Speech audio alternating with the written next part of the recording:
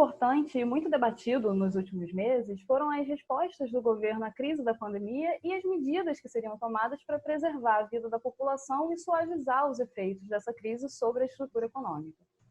Um dos artigos que compõe o boletim número 3 do PIND, que vai sair agora em novembro de 2020, faz justamente uma análise sobre a atuação anticíclica das autoridades econômicas brasileiras em resposta à crise do subprime e à atual crise da pandemia.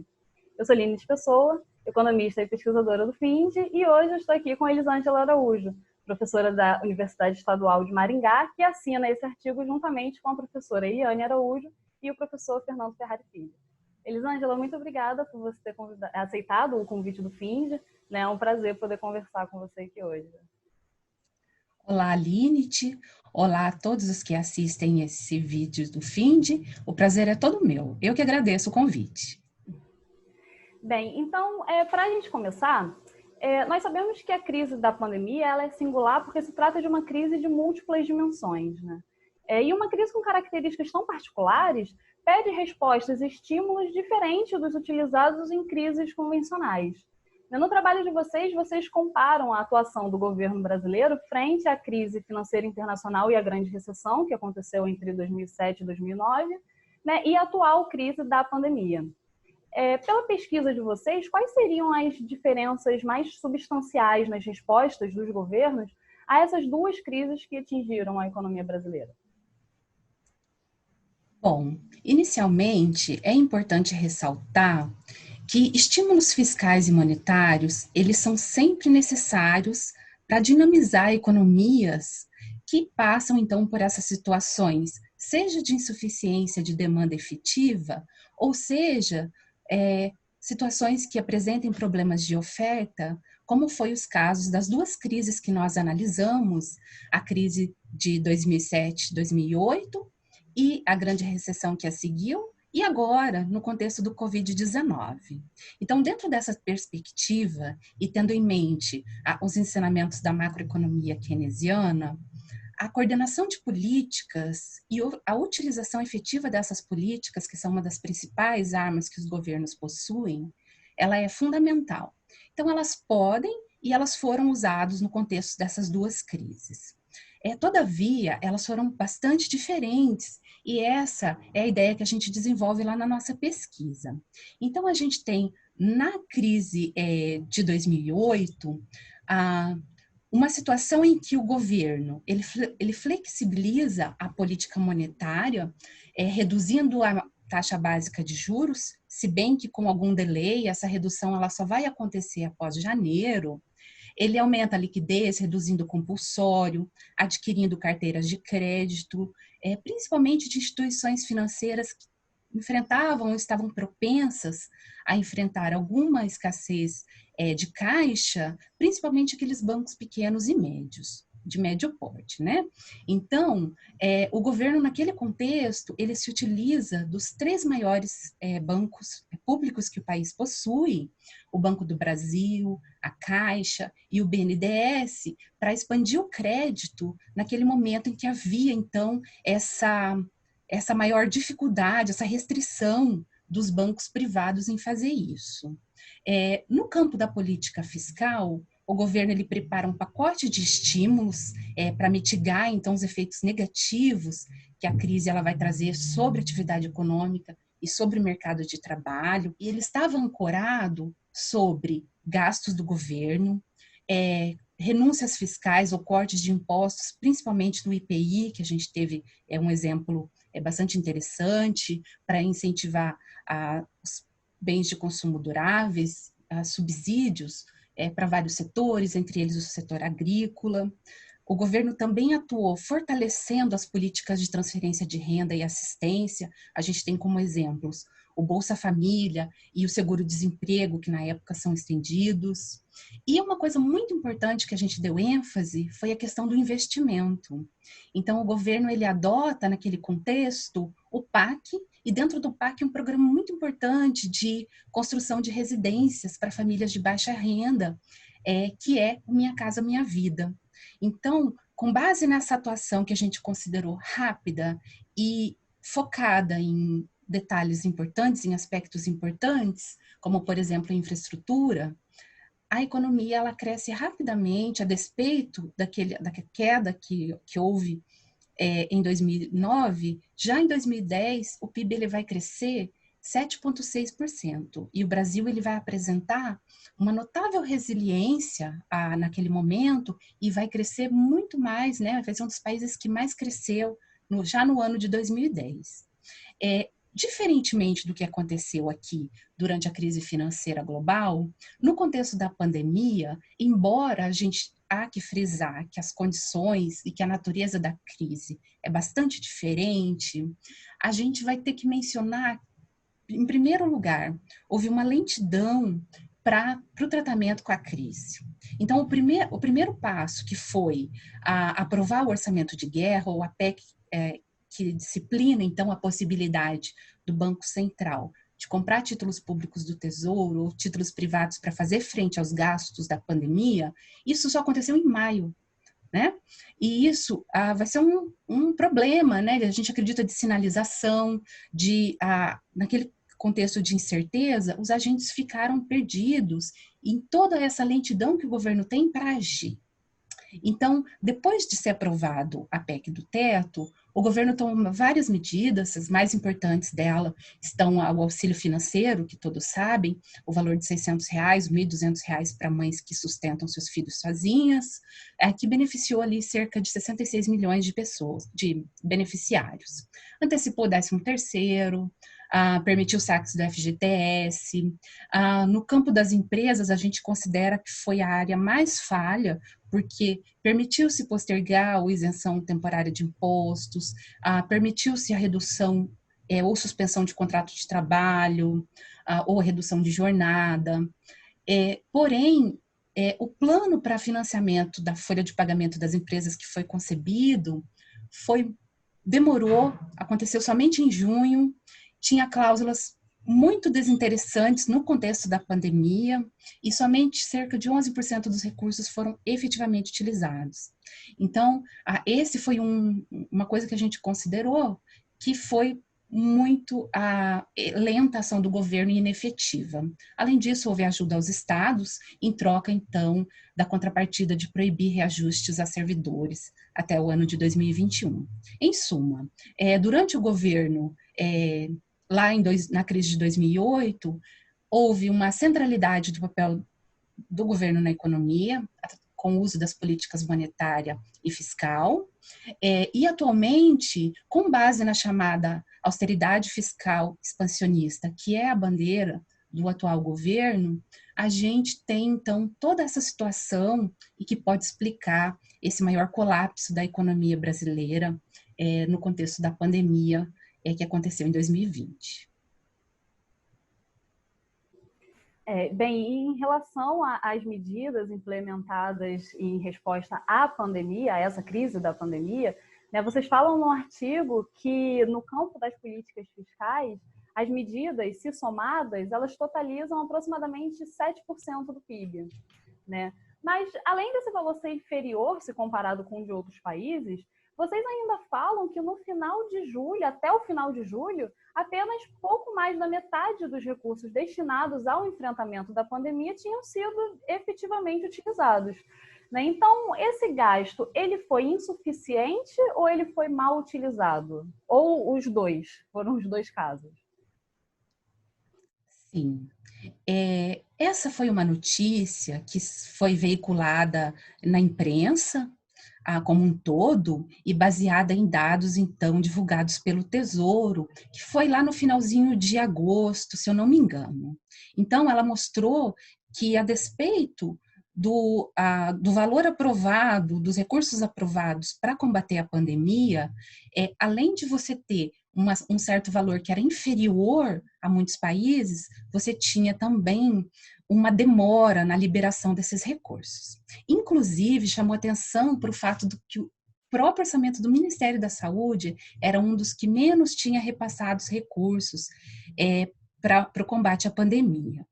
Então, sem entrar nessa questão aí, que pode ter algo de gerencial, a gente não tem como entender ela no seu contexto, o que a gente tem, então, a mencionar é que responder se esse gasto é pouco ou se ele é mal utilizado, não é uma questão muito simples. Então, essa é uma crise complexa, ela atingiu o país no momento que a gente passava por uma estagnação grande e vindo de uma recessão, que foi 2015 e 2016, e de um contexto mais longo ainda de sucateamento de áreas e de programas, por exemplo, voltados para a saúde, voltados para a pesquisa. A gente tem a questão da desigualdade regional, que pesa muito no nosso país, no contexto da pandemia.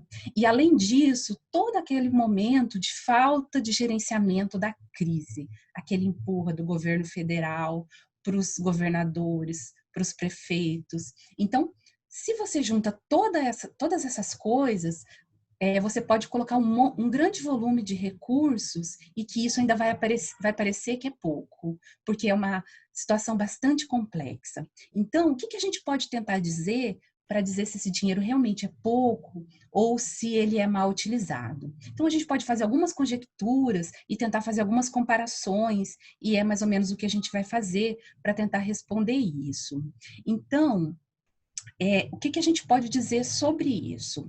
Sobre o montante a ser gasto, então, é possível considerar dois aspectos: as medidas fiscais, ou aqueles gastos que o Estado brasileiro fez e que, portanto, não tem contrapartida, né? São gastos públicos, e aquelas medidas voltadas para o crédito. E essa o governo ele faz, mas isso vai ser pago no futuro, então tem a contrapartida do pagamento futuro. Se a gente observar só essa parte das medidas fiscais, puramente fiscais, a gente pode perceber que no Brasil, esse gasto em percentual do PIB, ele se assemelha ao caso de vários países desenvolvidos. Então, a gente tem, por exemplo, algo próximo do Japão, da Alemanha, dos Estados Unidos, inclusive, eles até mesmo superam alguns países desenvolvidos. A gente tem o caso do Reino Unido, por exemplo, se aproxima ali também um pouco do Canadá, né? Um pouco menos. Todavia, se a gente considerar as medidas voltadas para o crédito, aí a gente tem uma discrepância muito grande. Então, enquanto no Brasil, essa cifra, se observar do crédito concedido às empresas, não ultrapassa 2% do PIB, nos países desenvolvidos, esse montante ele pode variar entre 10% até 30% do PIB. Então, a gente consegue perceber que esse aspecto ficou muito aquém aqui no Brasil. Então, essa é uma questão que a gente pode perceber que o gasto tem sido pouco e ele claramente foi, no caso brasileiro, nessas medidas, então, voltadas ao crédito. E elas poderiam realmente ser muito importantes nesse contexto. A gente sabe que o Brasil criou alguns programas para oferecer crédito às empresas, foi o caso lá do financiamento da folha de pagamento, porém, ele é um claro exemplo de um programa que foi mal concebido, que demorou a ser lançado somente lá em junho, e, além disso, ele trazia cláusulas bastante desinteressantes num contexto de incerteza, como é o da pandemia. Então, a gente pode citar o compromisso da empresa de manter o emprego, se ela podia pegar o recurso só para financiar a folha de pagamento, mas ela tem muitos outros gastos ali para a empresa. Então, é uma questão complicada ela se comprometer a não demitir. Além disso, a gente tem o fato do Tesouro financiar 85% e 15% ser risco para a instituição financeira. Esse também é um motivo para aversão do risco dessas empresas no contexto da pandemia. Então, o alcance do programa ele foi reduzido.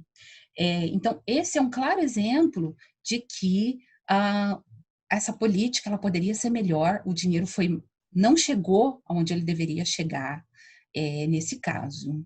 Então, no meio de tudo isso, a gente ouviu várias vezes o registro recorde de falências, fechamentos de empresas no país. A gente ouviu cifras acerca do desemprego, que se somando ali desemprego aberto, mais os desalentados por conta do contexto da pandemia, assumem patamares imensos, além também da queda histórica que o PIB teve no segundo trimestre. Então, tudo isso poderia ter sido amenizado se o governo tivesse programas mais efetivos no contexto da pandemia. Então, essa é um pouco da leitura que a gente faz. Então, a gente pode dizer que, em alguns casos, o governo gastou pouco, sim. E, em outros, os gastos poderiam ser destinados para áreas mais essenciais nesse contexto de incertezas. E vocês finalizam o artigo justamente tratando, né, sobre essa questão das políticas em momentos de recessão, né? Vocês terminam com um estudo empírico que analisa os efeitos dos choques das políticas fiscais e monetárias em períodos de crescimento do ciclo econômico e também em períodos de crise econômica. E vocês chegam a um resultado muito interessante, mas que vai em direção contrária ao que a gente tem visto no debate público atualmente e também a sinalização do governo, né, sobre a agenda que vai ser seguida nesse momento de retomada de crise. Você poderia falar, então, um pouco sobre esses resultados que vocês encontraram a partir dessa análise?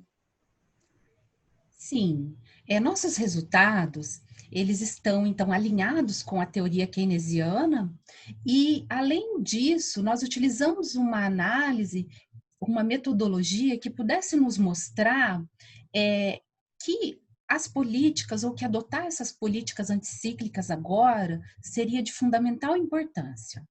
Então, a gente considera uma metodologia capaz de captar os efeitos dos choques monetários e fiscais na economia, e que a gente vai representar por variáveis como as taxas de juros e os gastos do governo, considerando, então, o impacto em diferentes contextos, que a gente chama de regimes. E, nesse caso, então, a gente olha para duas situações. Momentos que a economia está crescendo, ou que o crescimento é alto, e momentos em que há baixo crescimento da economia. E aí a gente observa o que acontece quando você tem, então, um choque nessas variáveis, ou quando você tem uma política fiscal expansionista, uma política monetária expansionista. Então, o nosso trabalho, ele chama a atenção para a não linearidade da relação entre as políticas econômicas e o resultado em termos de crescimento. E a ideia nossa é justamente essa, asseverar a relevância ainda maior dessas políticas macroeconômicas nos contextos de crise. E uma outra coisa também que faz parte ali da nossa pesquisa, dos nossos interesses, é uma inquietação diante disso que você mencionou no início da questão, que é todo o discurso que as autoridades econômicas têm diante dessa que a gente chama de demonização do gasto público. Então, indo nessa linha e numa oposição ao que essa agenda diz, a nossa pesquisa ela vai evidenciar que quando você tem choques na política monetária, ou seja, quando você muda as taxas de juros, quando elas caem, ou quando você tem uma política monetária expansionista, em momentos de crescimento econômico, elas têm um efeito menor do que elas teriam nos momentos da recessão. Ou seja, os efeitos são mais pronunciados em contextos em que a economia está frágil. Além disso, a gente tem também uma situação bastante próxima com respeito à política fiscal. Então, quando você tem uma elevação dos gastos do governo no regime em que a economia está crescendo, a implicação importante é que esses efeitos tendem a ser menores nesses contextos de crescimento do que em momentos de recessão. Então, a gente conclui que esses estímulos fiscais e monetários, eles são fundamentais para uma economia fragilizada ou que está passando por um momento de estagnação ou recessão econômica, como é o caso desse momento de crise, como foi lá em 2008 e 2009, e também como tem sido a história recente da economia brasileira, que se a gente for olhar, desde 2015, se encontra numa situação de estagnação e de recessão em alguns momentos, e você tem todo esse discurso em torno, então, de uma agenda de reformas pró-mercado, cada vez mais enfática por parte das autoridades econômicas. Então, extrapolando esses resultados da nossa pesquisa para o contexto brasileiro, não só o atual, como desses últimos anos, desde 2015, por aí, a gente pode acreditar que as autoridades econômicas no Brasil, elas tiveram uma atuação mais efetiva lá no contexto da crise financeira internacional e da grande recessão, porque além de atuar fazendo transferências, assistência, ainda foram criados programas de investimento, obras de infraestrutura, habitação popular, e com isso, então, toda aquela configuração pró-desenvolvimentista fez com que a economia se recuperasse, que é um caso diferente do que nós vivemos na atual pandemia. Então, na atual pandemia, a gente teve uma demora no reconhecimento, uma demora na tomada das medidas, e tudo isso pode estar por trás dessa fraca retomada da atividade, que ainda não aconteceu, mas está por trás, então, desse contexto extremamente recessivo que a pandemia causou no Brasil, e que tem por trás, então, uma ideologia equivocada, segundo qual, quando o governo reduz os seus gastos, reduz a sua dívida, no longo prazo, então, a confiança se instaura e o investimento privado vem. Na verdade, os nossos estudos, eles mostram justamente o oposto, que uma economia fragilizada precisa mais do que nunca de políticas anticíclicas, porque elas são ainda mais potentes nestes contextos de adversidade. Nos resta esperar, então, que alguém da equipe econômica leia o boletim do FINDE e veja esse estudo de vocês, né, e que a agenda de retomada seja mais apropriada, né, para essa crise, já que a agenda seguida não mostra resultados sustentáveis desde 2015. Isso. Elisângela, muito obrigada, então, e muito obrigada a todos e todas que nos assistiram hoje. Eu gostaria de convidar todo mundo a conhecer o FINDE, que é um grupo de pesquisa em financiarização e desenvolvimento da UF, que comporta pesquisadores de diversas universidades. O grupo vem produzindo materiais muito interessantes que são possíveis de ser acessados através do site, que é finde.uf.br, ou através das redes sociais, só pesquisando por FINDE-UF. Mais uma vez, muito obrigada, Elisângela. Eu que agradeço o convite da Pílula, agradeço também a oportunidade de colocar uma nossa pesquisa lá no boletim do FINDE e espero que todos tenham gostado.